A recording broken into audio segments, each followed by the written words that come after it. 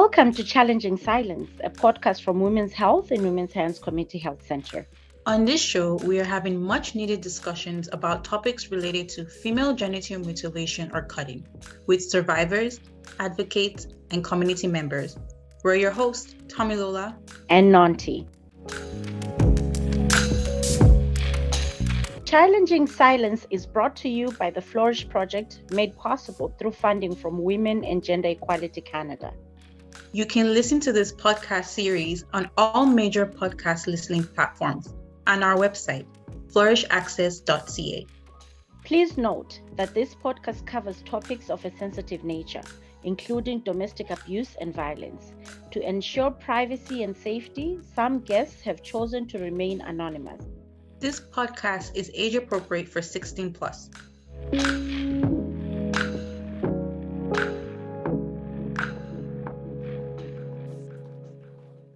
Gender-based violence refers to harmful acts directed at individuals based on their gender.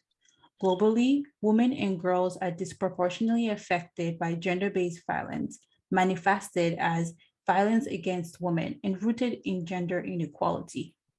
Immigrant and refugee women in Canada face and are at times more vulnerable to the same types of domestic violence as non-racialized women, including physical, sexual, financial, and emotional abuse. But in addition to domestic violence, women and girls from immigrant communities also face the risk of harmful traditional practices, such as early or forced marriages and female genital mutilation, as well as honor-based violence or killings committed to protect or defend perceived cultural beliefs and to honor the family. Today, we'll be talking about immigrant women's experiences of violence, and we're excited to welcome our guest for today. How are you doing, Janet? Please introduce yourself to our listeners. My name is Janet, and I am a gender-based violence survivor. I migrated from Ghana to the United States, and I later migrated to Canada fleeing from abusive relationship with my children. And I also I have volunteered in the region of Peel and other community organizations here in the region. I sit on the different boards for different organizations. I sit on the Peel Lived Experience table. I sit on the Peel Alliance to End Homelessness. I also have my own nonprofit organization. It's called I'm Here Foundation. I'm Here Foundation is a nonprofit organization here in region of Peel. It's registered here in Ontario, and we help women going through gender-based violence, women and children that are in the shelter, are in their homes experiencing abuses. We help new immigrants fleeing from abusive relationship, and we help seniors, newcomers, help them trying to settle in Canada, because it's not easy as any immigrant settle in Canada. We help them with immigration. We also help homeless residents going through homelessness, especially women going through gender-based violence that become homeless. I also work in Toronto in different areas, anywhere that anyone need help. Even if I don't have the help, I reach out to other service and organization that will help as well. Our phone number is 905-451-0486, and you can just Google Here Foundation, and our website and our information will pull up. Awesome. Thank you so much for your introduction. So gender-based violence encompasses many different things. It could be physical violence, sexual assault, verbal harassment, cyberbullying, or withholding of money. It could be between intimate partners or family members, and it can lead to various negative physical, mental, and social impacts. Janet, what are the effects of gender-based violence on survivors and their children? You mentioned, you did mention most of it, all of it, I would say. Some of them are basically what you did mention, withholding money, sexual assault, and physical abuse as well. A lot of us who have experienced it, gender-based violence, do experience it in most of the stuff I've mentioned. Either your partner is holding all the money, closing all the bank accounts, or making sure you have no access to your children as well, and at the same time, physical and sexual abuse. So sometimes one will go through financial strain where they will not have money to take care of themselves or their children because the man is trying to hold custody, saying, I'm the one taking care of the children. I'm the one the children should be with me. And also sexually abusing them, women, to basically bring in their mental health so down that they can be self-confident to make decisions or stand up for themselves, or physically abusing them and threatening them, saying, if you do this, I will do this to you. If you tell anyone, if you tell the police, if you run away, I'll kill you. If you do this, I'll take the children away from you. So it's a lot that we go through. Thank you for that. And how do you think this affects the children when they observe this kind of behavior or when they see? How do you think it affects the children? Let me tell you, sometimes it's very sad, very, very sad when two grown up make a decision that they can live with themselves, but then the children end up suffering. Children who have nothing to do with what the two grown ups brought up to themselves. And sometimes you see the children cannot concentrate at school. In my experience, my children were not able to concentrate at school. I was being called around that time. I remember they called me a couple of times that my daughter was sleeping in class or was sad all the time. My son was hyperactive. They were very sad and always complaining, why is daddy doing this to us? Maybe daddy doesn't love us anymore. Their behavior was really a lot of sadness in their life. They were not happy. They were not developing the way they should. They were not eating well. They were very anxious about everything. They were very worried of what's going to happen.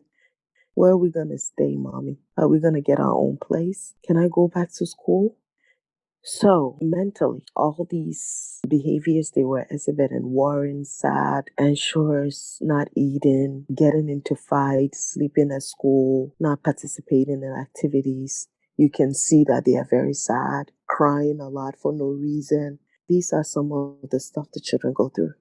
Thank you so much for sharing that, Janet. You know, harmful physical effects, including severe pain, injuries, and sometimes permanent disabilities. These are some of the effects that can happen due to gender-based violence and whatever is going on within that environment. There are also psychological effects which might not be visible, but have a significant impact on the lives of the women and the children who witness this abuse. And, you know, we talk about depression, anxiety, and sometimes they suffer strong feelings of helplessness, anger, sadness, all of the things that you mentioned already, behavioral issues, emotions that they find hard to regulate and all of that. So thank you so much for that. Thank you. Yes, definitely. Thank you for that, Janet. And how would you say the experience of gender-based violence differs for women in immigrant communities versus non-immigrant women here in Canada, or like from your experience living in the States? Oh, trust me, let me tell you, as an immigrant to another country going through gender based violence, I would probably say it's hell. Why would I use such a strong word that is hell? First of all, you are fluent from abuse, so you come into a country where you have no documentation, no status. That alone is another headache on top of dealing with everything else that you've been through. Then you have to try to figure out a status to stay, to eat. It's a problem because you've come, you have no job, you have no status. Shelter is a problem. Where are you going to find a place to sleep? Where you and your children going to sleep? Language barriers for most and a lot of women fleeing from abuses from different countries. Because our immigration system, to me, honestly, is not set up right for women fleeing from abuse. First of all, some of these immigration officers don't even believe your story, which is very wrong for them to do that because it's my story. Who are you to judge me? Well, you're coming from a country that's well developed and they could have helped you with this and they could have done this. Do you know how many of the women in those well developed countries have died? Have you yourself, as an immigration officer, Google women from well developed countries that were not helped? Have you yourself, and as an immigration officer, look into how many of the women who have flew away from violence from another country who did not make it because the country did not help them. So there is so much barrier for an immigrant fleeing from abuse than somebody that is staying here. That person that, let's say, for example, I came from United States, a country that Canada sees as a country that is well developed. When it comes to abusive relationship and women, gender-based violence, those things they use in immigration, they should change it and they should accommodate women. It doesn't matter what country you're coming from when it comes to gender-based violence. If a woman in Canada is already here, the services that they will receive as a new immigrant, I would not receive those services. Why? Based on my status. I was denied legal aid when I first arrived here in Canada. They would have given somebody coming from Africa, Ghana, or any other country that is not well developed legal aid. But I was denied legal aid even as a woman fleeing from abuse because I didn't have status. I wasn't resident here.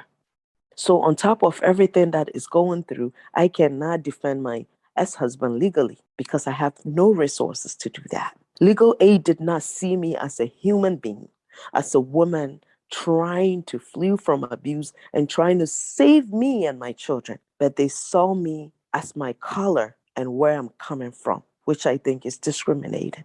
To discriminate somebody of legal services based on the country that they are coming from is wrong. A woman who is living in Canada will not experience that because they have fulfilled the residency. They is already Canadian and will receive better services than a gender-based violence fluent from abuse from another country. It doesn't matter where you're coming from. But at least if you're coming from a third world country, you are lucky enough to have legal aid. But I'm coming from across the border. No, you can't. That's something our government needs to look into it. Make better system. Any woman going through abuse should not be discriminated based on the country that they are coming from. That's a human right violation. Yeah, for sure. Like the country where women come from should not affect their access to support and care. And we know that women from in immigrant communities, they are more vulnerable due to many factors, as you said, immigration status, which might make them dependent on their perpetrators, economic instability, and language barriers. And most importantly, there are those overlapping social identities such as gender, age, ethnicity, education, or even religion, which separately and collectively increase vulnerability to violence. Those are definitely things that need to be considered when it comes to the care and support of immigrant women who are experiencing or at risk of experiencing gender-based violence. And what would you say are some barriers that prevent women and girls in immigrant communities from leaving or even reporting an abusive situation or a violent encounter? It's a great question. We come from, I will use myself as an example, and I'm sure with the work that you have been doing in the community in probably different countries, you will probably know this as well. But I come from a country where most of the time, if a woman report an abuse, it's their fault. Well, what were you doing there? Why were you wearing that dress that attracted him to rape you? Really? Why why did you go there? You should have gone another route. We end up protecting the abuser instead of the victim. We come from a Some of us come from a country where nobody should know this happened. You have to keep it to yourself. It's a disgrace. It's embarrassment. Where your husband that you are staying with is sleeping with your adopted child, but still you should keep it to yourself. You shouldn't let anybody know that. Nobody should know. It's embarrassing to the community and you have to stay in your marriage. Well, your adopted child is the bad one. She should be she should be gone. Hello, give me a break here. What did I do wrong? We end up protecting the abuser. We come from some of these countries where the abuser get away anyway, anyhow. So what's the point of reporting? We come from a country where the abuser go to jail and you are being blamed. Oh, don't marry this girl. She's the one that put that man in jail. She's a disgrace. You become a disgrace. The victim end up becoming the problem. So how do you expect girls and women coming from all these other culture to go and report abuse? You become an abomination. How do you expect these girls to come forward when they get abused? First of all, they are so scared of being blamed for something that they never contributed to it. Why should the way I dress be my problem because somebody couldn't control themselves or some pedophile could not stand and resist me, decide to take advantage of me, and I should be blamed? Why should a family disown me because I spoke about my adopted daughter being raped by my husband? And why should I be a disgrace to society? Wow. Wow. So, we talk about these things that people deal with, on a daily basis in communities and within families, the survivor blaming and the protecting the abuser, which is such a big issue even to date. Looking at cultural and religious beliefs, they restrain the survivor from living abusive relationships or even involving outsiders or even family. And there's this distrust of law enforcement as well due to a history of discrimination and stigma that prevents the survivors, the women and the girls that are at risk from speaking up. And even when we look at immigrant women, there's issues of language barriers and all of that that even make it more difficult to navigate through the system. So these are all challenges that, these women and young girls continue to face. Yeah, thank you for sharing that. Studies show that when racialized women decide to report or speak up about violence, their experiences are often taken less seriously or are not handled properly by support service providers as well as law enforcement, as you have said. What do you think should be done to better support women and girls in immigrant communities who are survivors of abuse and they're reaching out for help and they're speaking out and looking for that support? What can be done better by service providers, law enforcement, the government, just in general? I think most of the first thing I would say is stop being judgmental if you haven't been in their shoes. Who are you to judge them when you haven't been in their shoes? Who are you to tell that their story is not true? Who are you to make a decision based on something well, I don't think it was true because it doesn't sound right. This man is a great person in the community. I don't think he would do that. The first thing is stop being judgmental. I remember when I first arrived, I was staying in a shelter that did not protect me, a shelter that was supposed to help me out and help me and my children, but they doubted. Oh, she's coming from America. Why didn't she do this? Why she didn't do that? Why she didn't do that? By the time they realized that, I have reported to the police 10 times. I have done this and I've done that. They have actually helped immigration officers and other officers, police officers. They were working with United States officers I didn't even know to get my children back to United States, and I didn't even know.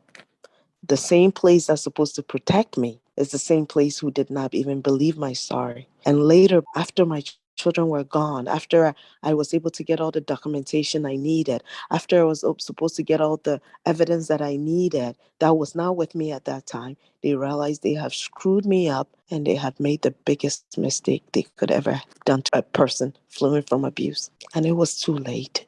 They can never go back and undo the things that they did to me. How many times did I call the police in the United States when I was told, when my ex-husband at that time was told, oh, go outside, take a break, and come back when you calm down? Really? Go outside, take a break, come back when you calm down? Literally telling him, go outside, relax, get more strength, come back and beat the shit out of her. Excuse my language. That's basically what they're trying to tell him to do. That's how I feel like they were telling him to do. How many times did I report to Child Protective Services that this was going on in my house?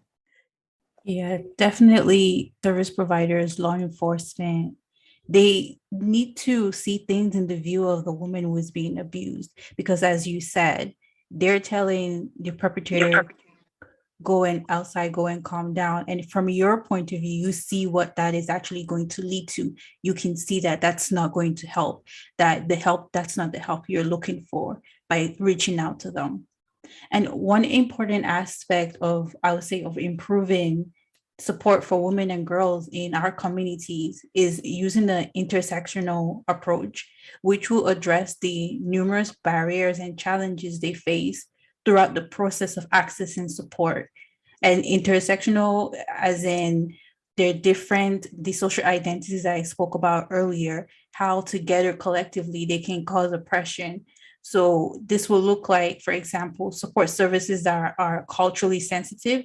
They provide translators for non-English speakers, or transportation for those who don't have money to travel for counseling as they're actually seeking out help, or giving financial and immigration advice so that they can break away from the dependency on their abusers, and many other things. Just having that support that looks as the immigrant woman, all aspects of her life, and how all the different aspects of her life, being a woman, being new to the country, maybe not being an English speaker, does affect their experience of gender-based violence.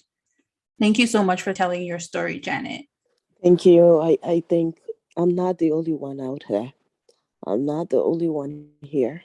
There are so many of us. So anything that I can do to help another woman going through gender-based violence, know that, listen, you are not alone. You are not alone.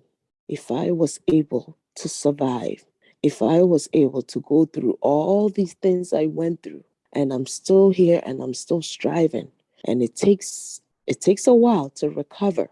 But if I am going through all this and still trying to do the best that I can do in society, in my community, in my life, you can do it. The only time you go down is when you give up. And do not let somebody else be the life dictator of your life. Don't let what they did to you take over your life. You can overcome. The only time you lose is when you give up. Take one day at a time, 1 hour at a time, 1 minute at a time. Do a lot of self-care because you've been through a lot. Take care of you and you will overcome. It might not be today, it might not be tomorrow, but it will be a day, it will be a time where you too will get there. There will be a time where you can put this behind you and know that this is how far I've come. The road is not easy. Trust me, it's not easy, but take it one day at a time and you will get there. So I'm trying my best to use my experience to help other women, to advocate for other women who have been through what I went through. We all have different experience, but trust me, at the end, we come to one experience, which is the gender-based violence. Thank you so much, Janet. Thank you so much for bringing your lived experience and your wisdom to this platform today, and for joining us with this episode. We were able to have an insightful discussion about the experience of violence among women and girls from immigrant communities, and overall, we know that the experiences of gender-based violence can differ for each woman or each person. So it is important that prevention and support initiatives and services always consider all aspects of a survivor's life, which have led or could lead to a heightened risk of experiencing violence. Join us again next week as we have a conversation about female genital mutilation or cutting and its effects on survivors. Thank you again, Janet. Thank you so much for the work you guys are doing, bringing light and awareness and advocating for women like me. We really appreciate it. Awesome. Thank you so much. Thank you, Janet.